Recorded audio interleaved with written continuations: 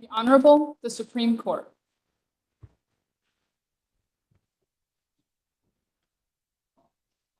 Morning, everybody. Thanks very much. Please be seated. And if you would call the case. Good morning, Your Honors. The matter before the court this morning is the case entitled Frank Driscoll versus Wright, Cut and Clean, LLC, and Benjamin C. Wright, case number 23 AP 347. Representing the appellant, Frank Driscoll, is attorney Cynthia L. Broadfoot. Seated at counsel table with attorney Broadfoot is Vanessa Kittel. Representing the appellee, Wright Cut and Clean, LLC, and Benjamin C. Wright is attorney Susan J. Flynn. Seated at counsel table with attorney Flynn is Richard Hecht. Good job. Thanks very much. Good morning again, everybody. Please, counsel, come on up. If you would, for the record, introduce yourself, identify your client, and go ahead. Thank you. Good morning. Cynthia Broadfoot. I am here today with my co-counsel, Vanessa Kittel, and together we represent the plaintiff appellant, Frank Driscoll. The plaintiff is here asking the court to review the trial court's decisions. The plaintiff contends that the trial court improperly took it upon itself to enter 3 decisions which we question. First, to create a new, albeit an undefined, standard of proof for admitting evidence of average life expectancy based on the CDC life tables. Counsel, can I just ask about the interrelationship of these? If we affirm the decision on the essentially directed verdict, Rule 30, do we reach the other 2?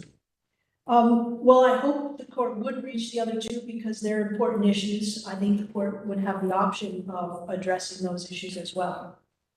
But there's no requirement that we address them because the case is over. There's no requirement that those be addressed, but I will hopefully get a chance to speak briefly about the life expectancy issue and why it's an important issue for this court to hopefully give some clarity on the rules. So let me go to the other side of the question. So if we reverse the and remand, do we address these issues? Because if we go back to a new judge, they can make a different decision on these because these are very discretionary decisions. Am I right?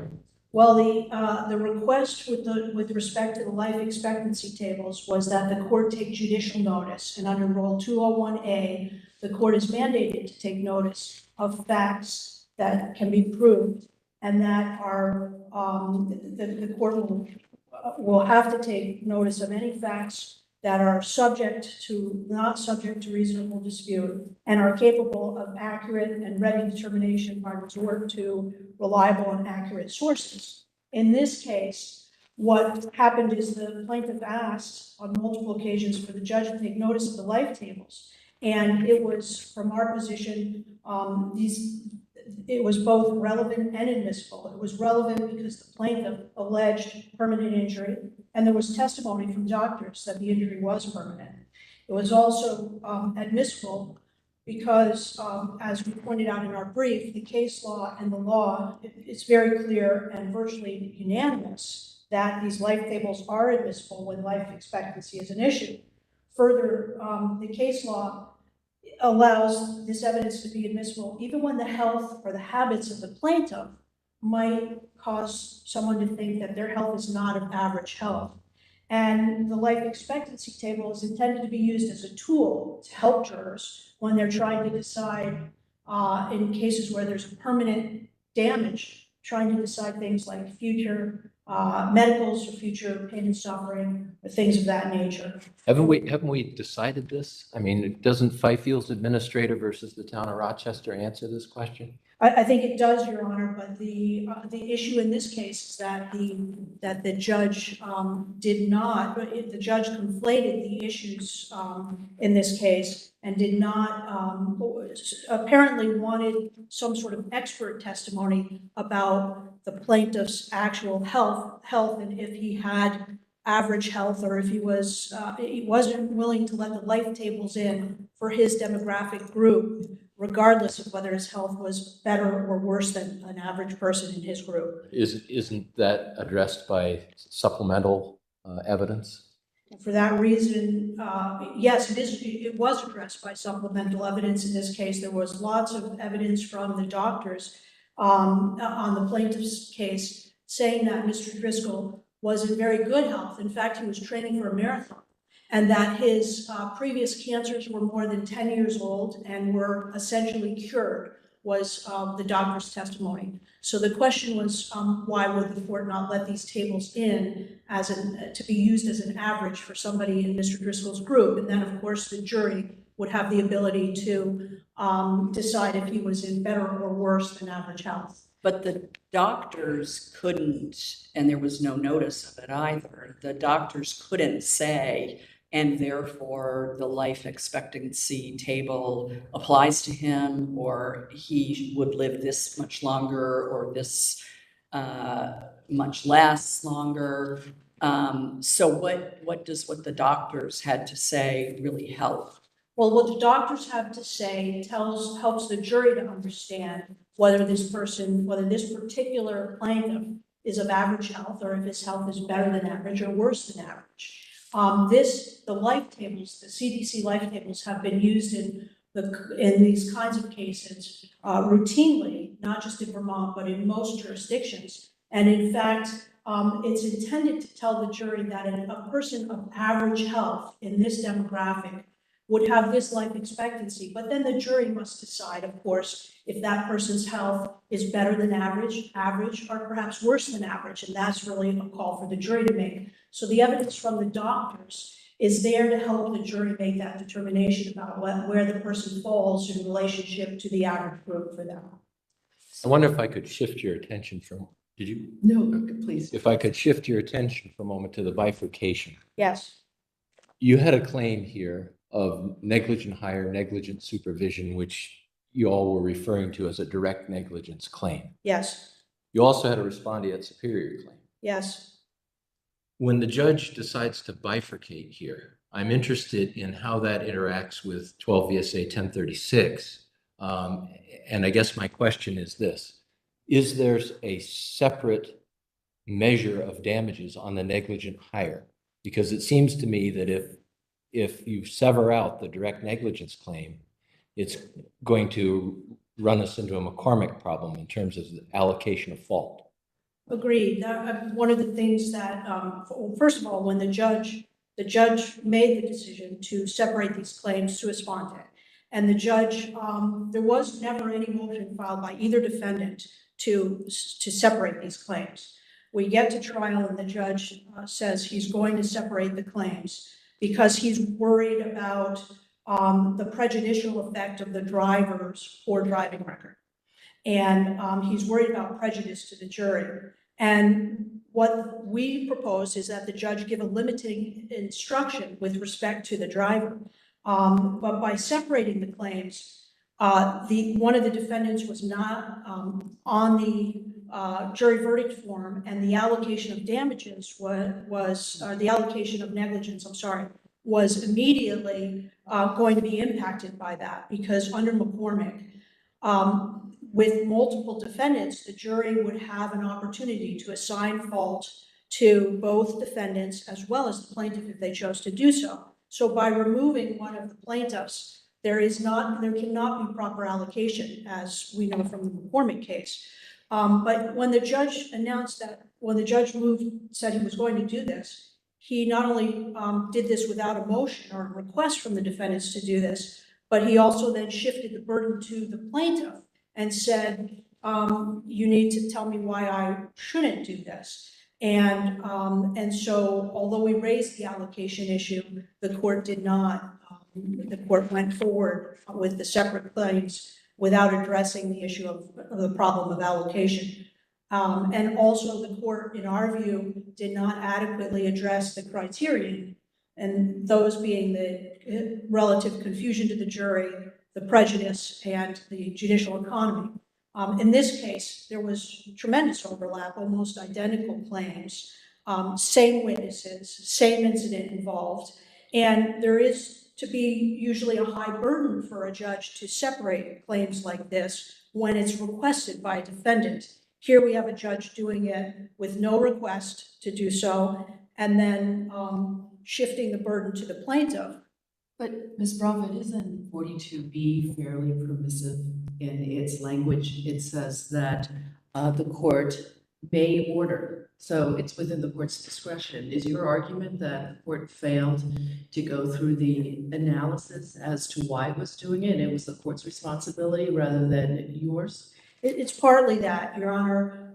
It's also the strong case law, the seminal case of Miller v. American Bonding, which I understand is in a different context, but that the principles outlined in that case have been extended in other areas. And what the law and the rationale in these cases is that the burden is supposed to be high because when cases can be tried together, they should be, and the law disfavors separating the cases. So while the judge has discretion to do that, in this particular case, there wasn't a good explanation, and again, there wasn't a request to do it by the defendants. But when the court did so, he invited us to comment on that, and when we commented about the allocation, he didn't address that. He just went forward anyway. I mean, isn't there a limitation under Rule 42 that bifurcation can't be had if it's going to impact the substantive rights of the parties? And isn't your argument here that by doing that, he did affect your substantive rights with respect to the direct negligence claim? Yes. That he did, he affected the outcome of this case by taking away one of the parties who could have been allocated negligence in this case. Yeah, but if we conclude, and I think there's a question about this, that the decision on Rule 30 was a decision on probable cause, not negligence, does any of this matter? Well, it matters only because there, as in all cases, criminal cases, for example, if we're concerned about, I'm sorry, you're referring to the judgment as a matter of law under Rule 15. Yes. So Your Honor, yes, to get to that issue now, thank you. I would like to say that the thrust of what our argument on this case is that the judge improperly, in a case where there's a motor vehicle and a pedestrian, there are, both parties have duties to a duty of care to one another. This court's referred to it as the reciprocal and concurrent duties that the parties owe to one another when they share the road. And this court focused almost exclusively on the pedestrian's placement on the road and said because the pedestrian was not far enough to the left, no jury could decide that the defendants were more than 50. What case are you talking about? The Snaith v. Godin case talks about the reciprocal and concurrent duties, Your Honor. And so the court really focused almost exclusively on this issue that the pedestrian wasn't far enough to the left and the driver had done the best he could to get to the right. But what I'm struggling with is there were witnesses in the car.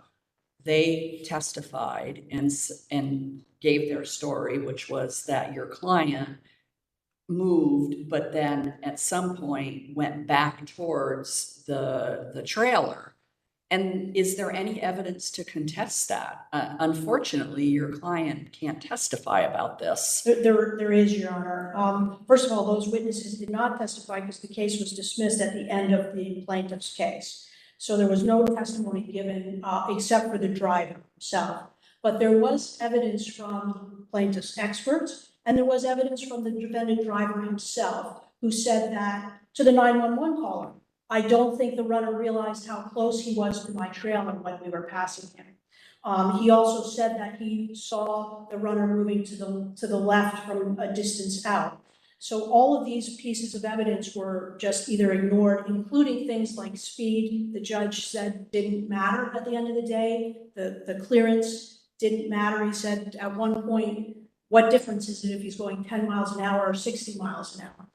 Well, what is it? Can you point us to the specific evidence that you claim gives rise to inferences in your favor on this decision of the trial court? Yes. What exactly is the evidence that you would point to? The evidence was that the driver did not slow down.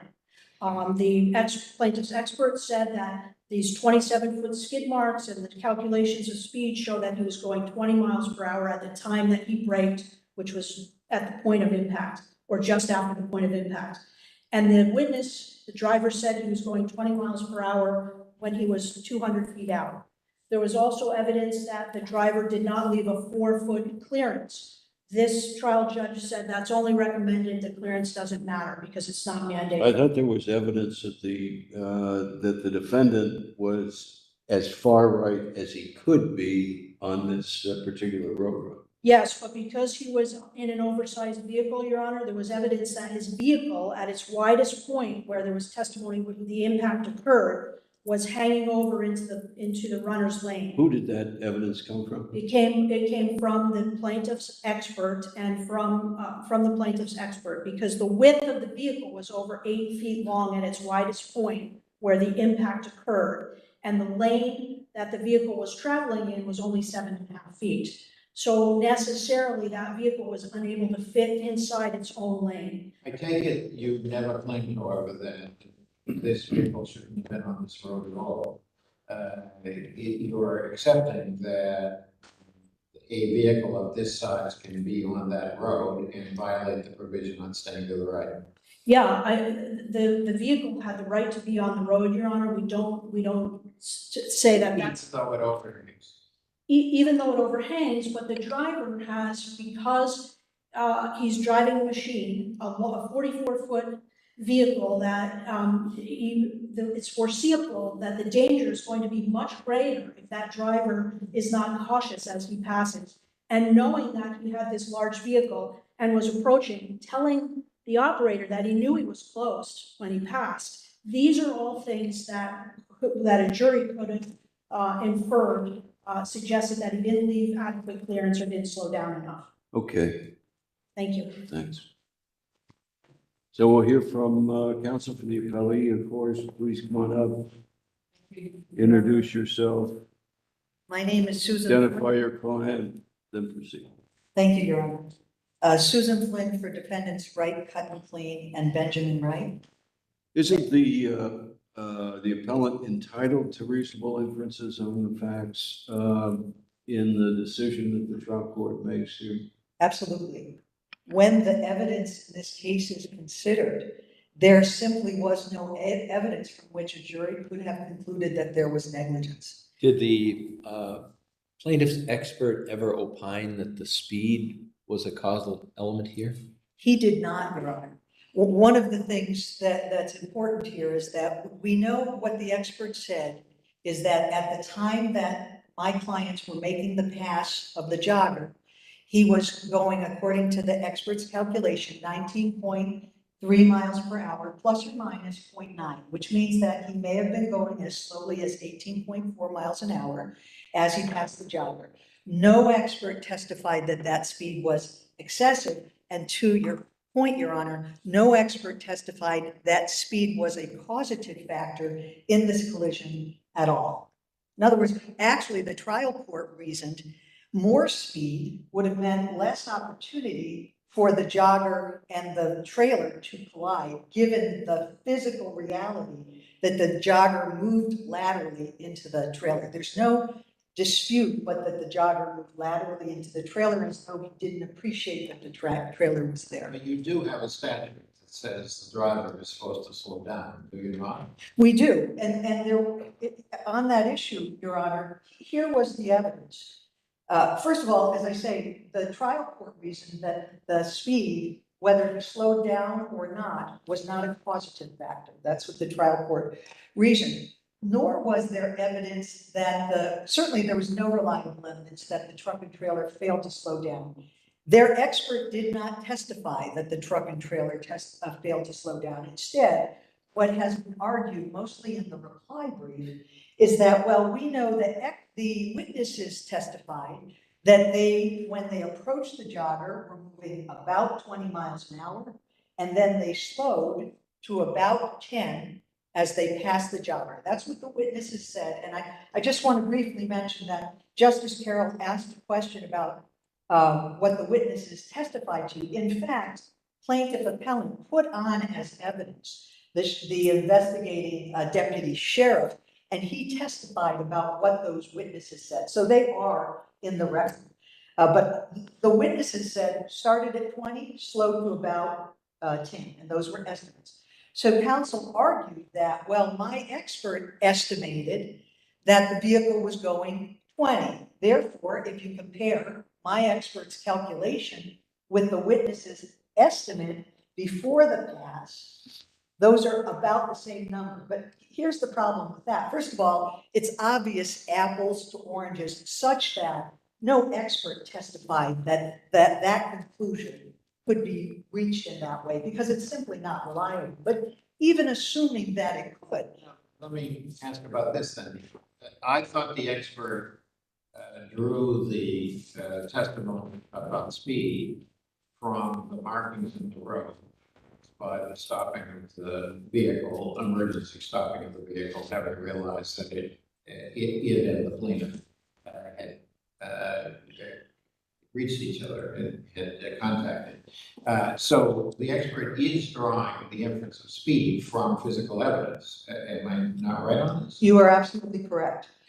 But the expert did not causally relate speed to the collision, nor did that expert offer an opinion as to whether Ben Wright and his vehicle slowed as it approached the jogger. Plaintiff appellant has seized on the language of the vulnerable user statute, notwithstanding the fact that no one suggested that slowing of speed or constant speed played any causative role in this collision.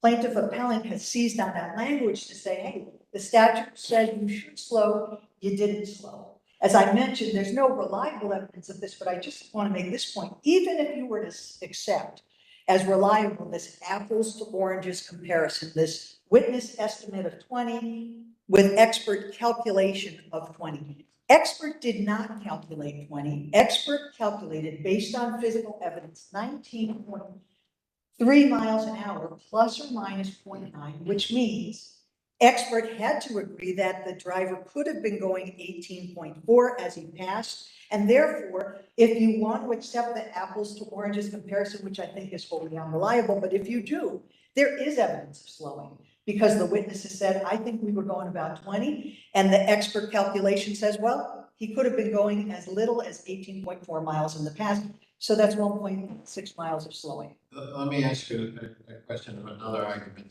in the reply brief, which is that the expert testified that the plaintiff would not have been moving towards the trailer because if that were true, he would have been found in a different place after the accident occurred. Is that accurate statement of the evidence? Why isn't that enough to get plaintiff into a situation where the plaintiff is saying there's evidence to support that he did not move to the right as suggested? When you review the testimony of that expert at trial record from 923, pages 184 to 187, what the expert is asked is, do you buy the estimate of the witness that Driscoll, the jogger, was 5 feet from you as you passed him? And the expert says it couldn't have been 5 feet, because in order to traverse 5 feet, the jogger would have had to turn and run laterally towards the trailer. And if he had done that, momentum would have carried him in the trailer. He didn't end up in the trailer. He never says, therefore, I conclude he was 4.5 feet when he was passed, or anything other than that. What he says ultimately is he did not turn and run directly into the trailer. When he was asked whether he could have turned, run towards the trailer, realized his error, and tried to pull away, the expert couldn't offer an opinion on that. So that doesn't establish the location, the distance of clearance. He never does establish the distance of clearance when the driver first moved past him. What he says in terms of causative negligence, and I think this really reveals a flaw in plaintiff appellant's arguments overall, is at the moment of collision, there was inadequate clearance between the driver and the jogger, between the vehicle and the jogger. Well, of course there was, because if there were not inadequate clearance, that wouldn't have happened. So what their expert is actually saying is that even if the driver passed the jogger at 4 feet 3 inches, or 4 feet 7 inches, or 3 feet 11 inches, I don't know, says the expert, because we just don't have enough information about his movements in the moment before the collision. But even if he passed him at a safe distance, it's the driver's fault that there was inadequate distance at the time of the collision. Now, no expert testified that once the driver perceived Mr. Driscoll moving laterally, he could have done anything to avoid the collision. And we all know, I believe, that there's a perception and reaction time on the part of a driver. And yes, the driver at some point perceived that lateral movement, but after he had safely passed Mr. Driscoll. And keep in mind, ladies and gentlemen, Your Honor, We'll sorry. give you a verdict, I yeah. don't spend much time here. Forgive me. Keep in mind that the truck is 21.5 feet long. If you look at the photographs that were in the printed case of the appellant, there's at least 4 or 5 feet of trailer that passed before the impact occurred, if you accept their location of the impact. So you have some 26, 27 feet of vehicle that is passing the jogger without incident. You have no testimony from their expert as to what that clearance was. You have an estimate from the driver that the clearance was 5 feet. There's no evidence that Mr. Driscoll expressed surprise, annoyance, or any indication on his part that that clearance wasn't adequate. So the notion that somehow the driver is at fault because at the moment of collision, there was inadequate clearance simply cannot support that that was the product of negligent driving or negligent conduct whatsoever on the part of the driver, especially in the absence of somebody who could say, oh yes, by the time the driver perceived the lateral motion of the jogger, he could have and therefore should have done X, Y, and Z, and that would have made a difference. There's no testimony. Could I direct your attention to the bifurcation question for a moment? Certainly, Your Honor. Why here, under the circumstances that we have, why isn't it error to bifurcate here? Because there's a potential recovery in direct negligence that would impact the calculation under 1036.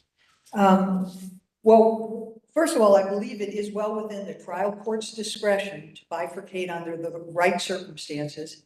And in this case, what wasn't mentioned earlier is that the plaintiff appellant had evidence that the driver had speeding tickets when he was driving on the highway. In this case, as you know, there was no evidence of excessive speed at all. Even accepting the plaintiff's expert's calculations, the driver was going well below the speed limit. The concern of the trial court was that bifurcate would prejudice unduly the decision as to the driver.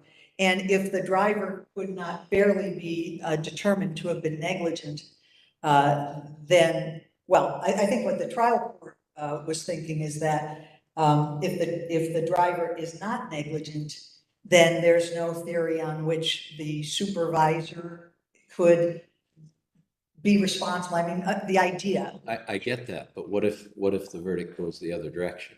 Now you have an allocation with bifurcation between two, but you have not accounted for the direct negligence, if any, of the employer. Well, and how do you go back and put the genie back in the lamp?